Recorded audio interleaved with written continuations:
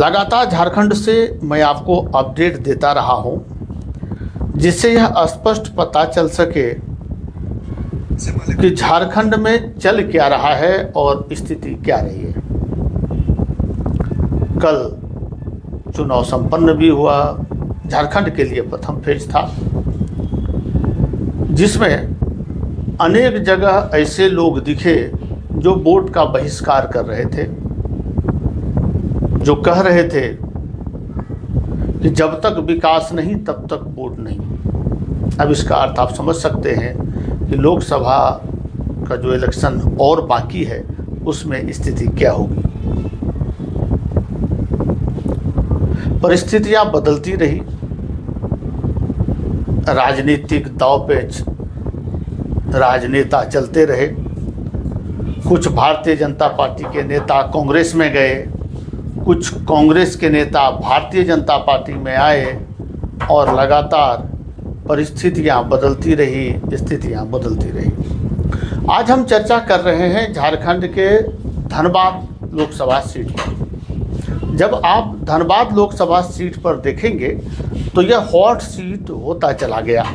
कारण क्या है कि सरजू राय, ये नाम छुपा हुआ नहीं है, सरजू राय एक जाने माने चेहरा रहे हैं, अभी जमशेदपुर से विधायक हैं, और ये उस समय सुर्खियों में आए या उस समय हाईलाइट हुए जब इन्होंने उस समय के वर्तमान मुख्यमंत्री रघुवर दास को हरा दिया सीधे टक्कर में।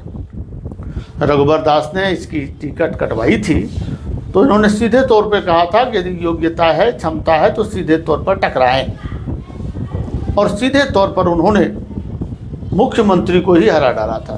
तो एक बड़ा चेहरा, एक ज्ञानी, प्रारंभिक दौर से जिस समय लोकसभा चुनाव की सुगबुगाहट शुरू हुई और इन्हें अपने कैंडिडेट के तौर पर यहाँ से ढुल्लू महतो को चुना, जो बाघमारा के विधायक हैं, उस समय से लगातार ये हमलावर रहे और प्रयास करते रहे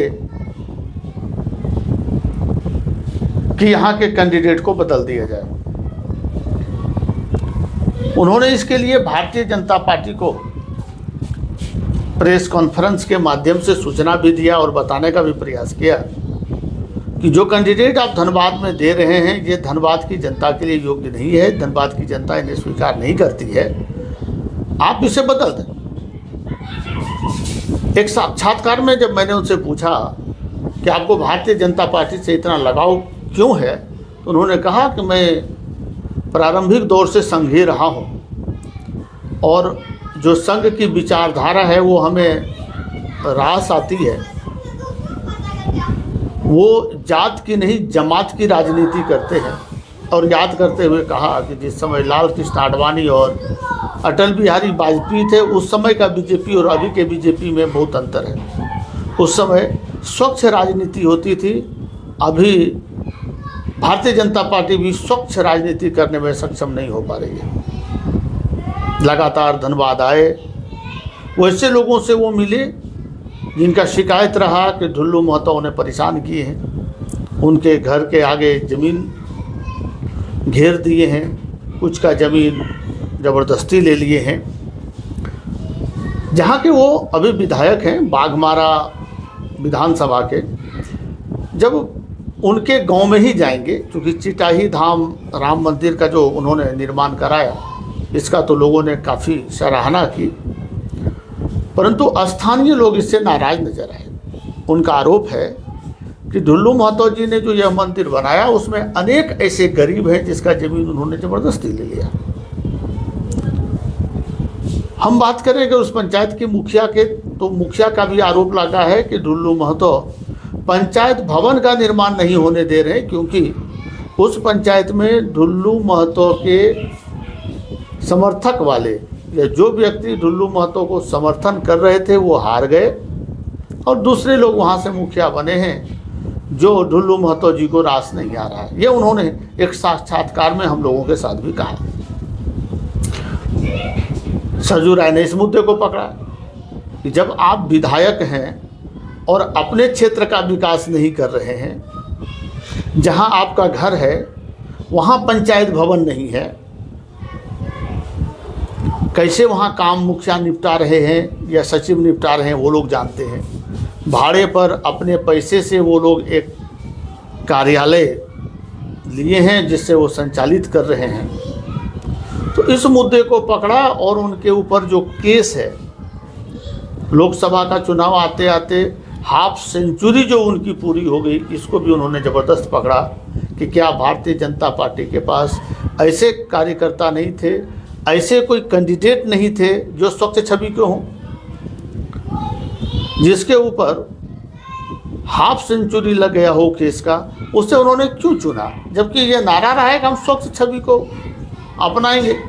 आपको याद होगा अटल बिहारी वाजपेयी जिस समय बिहार के दौरे पर थे, लाल कृष्ण आडवाणी जब रथ लेके वहाँ से निकले थे तो उन्होंने एक नारा दिया था, भ्रष्टाचार मिटाने का, गुंडा राज समाप्त करने का, क्योंकि बिहार को लगातार भारतीय जनता पार्टी के लोग जंगल राज कहते रहे हैं। तो आज इनका सवाल था कि जब वो गुंडा को समाप्त करने का बात करते हैं, जंगल राज समाप्त करने की बात करते हैं, तो ऐसे लोगों को उन्होंने टिकट क्यों दिया। दूसरा उनका सवाल था जो गौर करने की चीज़ है कि माना कि पशुपतिनाथ सिंह जी उम्र दराज हो गए और उनको लगा कि अब ये सेवा नहीं कर पाएंगे, तो लगातार मेहनत करने वाले दो कैंडिडेट थे, चंद्रशेखर अग्रवाल थे, राज सिन्हा हैं जो धनबाद के विधायक भी हैं, और उसी लोकसभा में वो आते हैं जहाँ चुनाव लड़ा जाना है, जबकि ढुल्लू महतो बाघमारा से हैं, अर्थात वो गिरिडीह लोकसभा से आते हैं। तो वो गिरिडीह लोकसभा से आकर धनबाद में चुनाव लड़ रहे हैं, और धनबाद में जो लगातार परिश्रम 4 वर्षों से किए उन्हें टिकट नहीं दिया गया। इस बात को लेकर परेशानी है। और एक नया विवाद, एक जनसभा में, किसी गांव में जनसभा कर रहे थे, इस क्रम में ढुल्लू महतो ने कहा कि जो यहाँ के वर्तमान सांसद और विधायक हैं, अर्थात सीधा उन्होंने हमला किया निवर्तमान सांसद पीएन सिंह एवं वर्तमान विधायक धनबाद राज सिन्हा पर, कि ये दोनों गुंडा से डरते हैं या तो गुंडा से मिलता है। इस मामले ने तूल पकड़ लिया। जब पत्रकारों ने सांसद से ये प्रश्न किया, क्या आप डरते हैं या क्या आपको मिलता है, तो उन्होंने कहा कि भारतीय जनता पार्टी की नेचर ऐसी नहीं रही है, परंतु वो जो आरोप लगा रहे हैं इससे मैं आक्रोशित तो नहीं हूँ, दुखी हूँ। मेरी स्वच्छ छवि रही, इतने दिनों तक मैंने राजनीति किया, आज तक किसी ने मेरे ऊपर आरोप नहीं लगा, और वास्तविकता भी है। उन्हें धनबाद का आज़ाद शत्रु कहा जाता है। उनके शुरुआती दौर से लेकर अभी जो सेवानिवृत्त का समय कहें, आज तक उनके ऊपर दाग नहीं लगा। बेदाग रहते हुए उन्होंने जो राजनीति की, लोग भी इसका तारीफ करते हैं। उनका कहना कि मैं दुखी हूँ। फिर जो धनबाद के विधायक हैं राज सिन्हा, उनका कहना कि मैं आक्रोशित भी हूँ, दुखी भी हूँ। ये कार्यकर्ताओं के पास एक मैसेज गया, और इस मैसेज ने कहीं ना कहीं भारतीय जनता पार्टी को हानि पहुंचाया है। सुबह की चाय के समय में जब हम लोग एक सभा में बैठे थे, एक जगह छोटी सी सभा लगी थी, आपस के गांव के लोग बैठे थे, कुछ शहर के लोग भी वहाँ थे, चर्चा हो रही थी। तो उन लोगों का कहना था कि इस बार का जो चुनाव है वो भारतीय जनता पार्टी कांग्रेस से झारखंड में नहीं लड़ रही है, पूर्व में जो बीजीएम रही है उससे लड़ रही है। अर्थात बाबूलाल मरांडी भारतीय जनता पार्टी में शामिल तो हो गए, परंतु आज भी उनके दिल में अपने पार्टी के प्रति मोह है, और इससे इनकार नहीं किया जा सकता है कि आने वाले समय में वो फिर से भारतीय जनता पार्टी से अलग नहीं होंगे। जब इस प्रश्न पे हम लोगों ने कुछ डिस्कस किया, बात करने का प्रयास किया, तो कुछ लोगों का कहना था कि एक कहावत आपने सुना होगा, रहीमन धागा प्रेम का, मत तोड़ो चटकाए, टूटे पाँव फिर ना जुटे, जुटे गांठ पड़ जाए। अर्थात भारतीय जनता पार्टी से अलग हो गए बाबूलाल मरांडी। आज भले ही बाबूलाल मरांडी जुड़े हैं, परंतु गांठ तो दिख रहा है, और जिस तरह टिकट बंटवारे में उन्होंने अपनी मनमानी की है, इसका परिणाम चुनाव के बाद जरूर दिखेगा। ये बात उन्होंने इसलिए कहा क्योंकि धनबाद लोकसभा क्षेत्र अंतर्गत सिंदरी विधानसभा में एक ऑफिस का उद्घाटन होना था, कार्यालय, चुनावी कार्यालय का उद्घाटन होना था, और उसमें मंडल उपाध्यक्ष को नहीं पूछा गया। उसके नीचे के जितने कार्यकर्ता थे उन्हें पता भी नहीं था कि यहाँ चुनावी कार्यालय खुलने जा रहा है। इस बात पर भारतीय जनता पार्टी के जो कार्यकर्ता हैं, जो बूथ स्तर के कार्यकर्ता हैं, जो लगातार झंडा ढोते हैं, उसमें नाराज़गी देखी गई। मैंने उनसे पूछा कि आप बाइट दें, तो उन्होंने बाइट तो नहीं दिया, परंतु अपनी नाराज़गी उन्होंने व्यक्त की कि इस तरह जेवीएम जो कर रही है, इससे हम लोग व्यथित हैं, इससे हम लोग दुखी हैं। आने वाले समय में क्या होगा यह तो कहना मुश्किल है, परंतु जिस तरह कांग्रेस प्रत्याशी अनुपमा सिंह सीधे टक्कर दे रही है, वह भारतीय जनता पार्टी के लिए कहीं से शुभ संकेत नहीं है। हम शुरुआती दौर पर अगर देखें, तैयारी में तो लोग जुटे थे। कांग्रेस ने धनबाद सीट के लिए समय लिया। बहुत मंथन करने के बाद अनुपमा सिंह का नाम जब सामने आया तो कांग्रेस के जो स्थानीय कार्यकर्ता थे उन्होंने इसका विरोध किया। अशोक सिंह उसमें से, मनोज हाड़ी उसमें थे। इन लोगों का कहना था कि पिछले बार जिस तरह कृति आज़ाद यहाँ आए, जनता से उन्होंने वादे किए, जनता ने उन्हें वोट दिया, और जब वो चुनाव हार गए तो जनता के बीच वो नज़र नहीं आए। कहीं इसी तरह का काम अनुपमा सिंह तो नहीं करेगी। समय जिस तरह से बढ़ता चला गया, कांग्रेस ने अपनी स्थिति सुधारी। जो व्यक्ति, जो कार्यकर्ता, जो अधिकारी कांग्रेस के विरोध करते नजर आ रहे थे, आज वो फील्ड में कांग्रेस के समर्थन में वोट मांगते नजर आ रहे हैं, अपने साथियों को समझाते नजर आ रहे हैं कि कांग्रेस पार्टी क्या है और उनकी नाराजगी क्या थी। एक साक्षात्कार में मैंने अशोक सिंह से पूछा था कि जिस समय अनुपमा सिंह टिकट लेके आई, उस समय कांग्रेस के कार्यकर्ता उनके स्वागत में खड़े थे, आप नहीं आए, और यह अंदर खाने से खबर आई कि आप नाराज चल रहे हैं, आपकी नाराज़गी है। तो उन्होंने ये कहा था कि नाराज़गी तो थी, परंतु जब हम लोगों ने बैठकर इस पर मंथन किया तो पता चला कि जो पार्टी का निर्णय है वो सही है, और हम लोग साथ मिलकर प्रचार प्रसार कर रहे हैं, जिससे कि लोगों के बीच जो मैसेज जाए वो अच्छा जाए और आने वाले समय में कांग्रेस की स्थिति मजबूत हो। तो जैसे जैसे चुनाव नज़दीक आ रहा है, कांग्रेस की स्थिति मजबूत होती जा रही है और भारतीय जनता पार्टी की स्थिति कमज़ोर होती नजर आ रही है। अब कल क्या होगा ये कहना मुश्किल है, क्योंकि आज प्रधानमंत्री का गिरिडीह में दौरा है और धनबाद से भी अनेक ऐसे कार्यकर्ता हैं जो वहाँ जाएंगे। क्या इसका प्रभाव पड़ेगा? तो राजनीतिक विशेषज्ञ मानते हैं कि यहाँ से भारतीय जनता पार्टी के जो कार्यकर्ता हैं वही गिरिडीह जाएंगे, तो वो तो यूं ही भारतीय जनता पार्टी के वोटर हैं, तो फिर उनके आने से क्या प्रभाव पड़ा? मोदी गारंटी सेक्टर कितना काम करेगा, कितना असरदार रहेगा, ये देखने वाली बात होगी। धनबाद में जिस समय सिंदरी में, हर्ल में उसका उद्घाटन था, चूँकि शिलान्यास करके गए थे मोदी जी, उस समय धनबाद में उन्होंने लोगों से अपील किया था कि भारतीय जनता पार्टी लगातार काम कर रही है और उसके समर्थन में लोगों को आना चाहिए। भारी भीड़ को भी संबोधित किया था, परंतु वह भीड़ वोट में कितनी तब्दील हो पाएगी यह देखने वाली बात होगी, क्योंकि भीड़ प्रधानमंत्री को देखने का होता है, भीड़ हेलीकॉप्टर देखने का होता है, भीड़ समझाकर ले जाने का भी होता है। मैंने अनेक ऐसे बाइक देखे जिसमें आगे तो उसी पार्टी का स्टिकर लगा होता है जिसमें वो जाते हैं, परंतु पीछे किसी दूसरे पार्टी का भी स्टिकर लगा होता है। अर्थात जो भीड़ आप देख रहे हैं वह उस पार्टी का मतदाता है, यह कहना मुश्किल है। और प्रजातंत्र की खूबसूरती है कि लोग कहते कुछ और हैं, करते अपने मन से हैं, और उसका परिणाम 4 जून को ही मिलेगा। तो पहले जो कांग्रेस में देखा जाता था, जो हम कृति आज़ाद का बात करें तो कृति आज़ाद के समय में कांग्रेस के 50% या यूँ कहें 80% जो वर्कर थे, कार्यकर्ता थे, वो तो उनके साथ थे, परंतु 20% कांग्रेस के ही कार्यकर्ता उनके साथ नहीं थे। झारखंड मुक्ति मोर्चा के अनेक नेता जो दिन में कीर्ति आजाद के साथ नजर आते थे, रात्रि में बीजेपी के कैंडिडेट के साथ नजर आते थे, पीएन सिंह के साथ नजर आते थे। और इसका चुनाव परिणाम पर भी असर देखा गया कि भारी मतों से पीएन सिंह जीत कर आए। इस बार उल्टा नजर आ रहा है।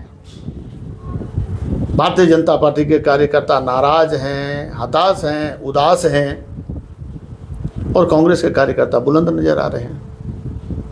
हताश होने का एक और कारण है कि हम बात करते हैं सिंदरी विधानसभा का, तो इंद्रजीत महतो चुनकर आए और कोरोना कालखंड से ही लगातार वो अस्वस्थ चल रहे हैं, परेशान चल रहे हैं। अब उनकी पत्नी तारा देवी लगातार परिश्रम कर रही हैं। वहीं कुछ लोग ऐसे हैं जो अंदर खाने से बता रहे हैं कि यदि दुल्लू महतो जीत के आएंगे तो टिकट मेरी पक्की हो जाएगी। और लगातार दिन रात परिश्रम तारा देवी कर रही हैं, दूर दराज इलाके में महिला होकर भी जाना और लगातार फील्ड को संभाल कर रखना, विकास में कमी ना आए इसके लिए ध्यान रखना। और उस तारा देवी का टिकट यदि कटने की बात आएगी तो तारा देवी निश्चित तौर पर वर्तमान बीजेपी के कैंडिडेट के साथ नजर नहीं आएंगे। भले दिखावे के लिए नजर आए, परंतु जो दिल से होता है वो तो किसी और की ओर नजर आएगा, क्योंकि सबको अपनी सत्ता प्यारी होती है, सभी अपने ओर देखना पसंद करते हैं। कुछ लोगों को यह अवसर दिख रहा है। सिंदरी विधायक इंद्रजीत महतो बीमार हैं और एक प्रखर वक्ता और एक दूरदर्शी थे वो, जिन्हें लोकसभा चुनाव 2019 में ही पता चल गया था कि विधानसभा चुनाव में क्या होने वाला है, और लगातार उन्होंने परिश्रम किया था, जिसका परिणाम यह था कि वो चुन कर आए सिंदरी विधानसभा से। तो जो कार्यकर्ता सिंदरी विधानसभा के इंद्रजीत महतो के हैं वो नाखुश नजर आ रहे हैं, उदास नजर आ रहे हैं। राज सिन्हा ने तो खुल के कह दिया कि मैं नाराज भी हूँ, तो कार्यकर्ता के बारे में आप समझ सकते हैं। सांसद ने खुद कहा कि मैं इससे थोड़ा सा दुखी हूँ, आक्रोशित नहीं हूँ, क्योंकि विद्वान व्यक्ति हैं, शब्दों का चुनाव ऐसा करते हैं जो कर्णप्रिय भी हो और अपनी बात रख भी देते हैं। अटल बिहारी वाजपेयी का एक झलक अगर आप देखेंगे तो पीएन सिंह में देखने को मिलेगा, जो अपनी बात सरलता से रखते हैं। तो उनका इम्पैक्ट क्या पड़ रहा है ये भी आप समझ रहे होंगे।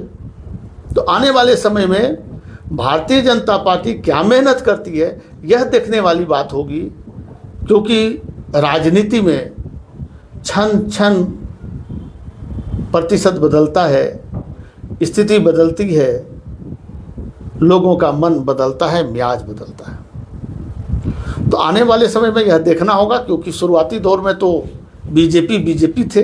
जैसे जैसे समय आ रहा है, जब बीजेपी के कैडर ही नज़र आ रहे हैं नाराज, तो समझ सकते हैं कि आगे क्या होने वाला है। आने वाले समय में क्या करिश्मा कर पाएंगे यह देखने वाली बात होगी। चूँकि जाति समीकरण, धार्मिक समीकरण, ये अगर देखेंगे तो यह आंकड़ा आपको कहीं और ले जाएगा। अब यह देखने वाली बात होगी कि आने वाले समय में बीजेपी क्या करती है, और जिस तरह से अनुपमा से ताबड़तोड़ रैली कर रही है, अनूप सिंह अलग कर रहे हैं, जयमंगल सिंह जिनका नाम है, अनुपमा सिंह अलग कर रही हैं, क्योंकि सीधी टक्कर इन दोनों के बीच में है। वैसे तो जगदीश रावानी का भी नाम आता है, परंतु इस समय जो मतदाता हैं, जो हमने बात किया है, वो किसी कैंडिडेट को जिताने के लिए वोट नहीं कर रहे हैं। उनके अगेंस्ट या जिसे वो नहीं चाहते हैं उन्हें हराना है, इसके लिए वोट किया जा रहा है। मैटर को समझिए। पहले किसी कैंडिडेट को जिताने के लिए लोग मतदान करते थे। इस बार खासकर हम धनबाद विधानसभा का, माफ़ करें, धनबाद लोकसभा का बात कर रहे हैं कि इस बार लोग विपक्षी कैंडिडेट जिसे पसंद नहीं करते उसे हराने के लिए मतदान करने जा रहे हैं। इसलिए वोट कटुए जितने हैं, जिसे लालू यादव जी अपने शब्दों में कहते थे वोट काटना इनका काम है, उनकी ओर जनता जाती नज़र नहीं आ रही है। दो में से एक या तो दो, पहले किसे पसंद करते हैं, दूसरे किसे लोग पसंद करते हैं, उस पर ही इस बार दांव लगने वाला है। और आने वाले समय में यह स्पष्ट हो जाएगा कि स्थिति क्या रहती है। हम 25 के शाम को, चूँकि धनबाद में 25 को चुनाव है, 25 के शाम को हम आपको स्पष्ट कर पाएंगे कि इसका पलड़ा भारी दिख रहा है। वैसे मतदाता के मन में क्या है यह तो कोई समझ नहीं सकता, परंतु जो भाव होता है, जो उदासी होती है, जो प्रसन्नता होती है, उससे स्पष्ट हो जाता है कि किस कैंडिडेट का पलड़ा भारी नज़र आ रहा है। अभी के लिए फिलहाल आप दीजिए मुझे अनुमति, दूसरे जगह की स्थिति पर भी हम करेंगे विश्लेषण और जानने का प्रयास करेंगे कि वहाँ की स्थिति क्या रही है। नमस्कार।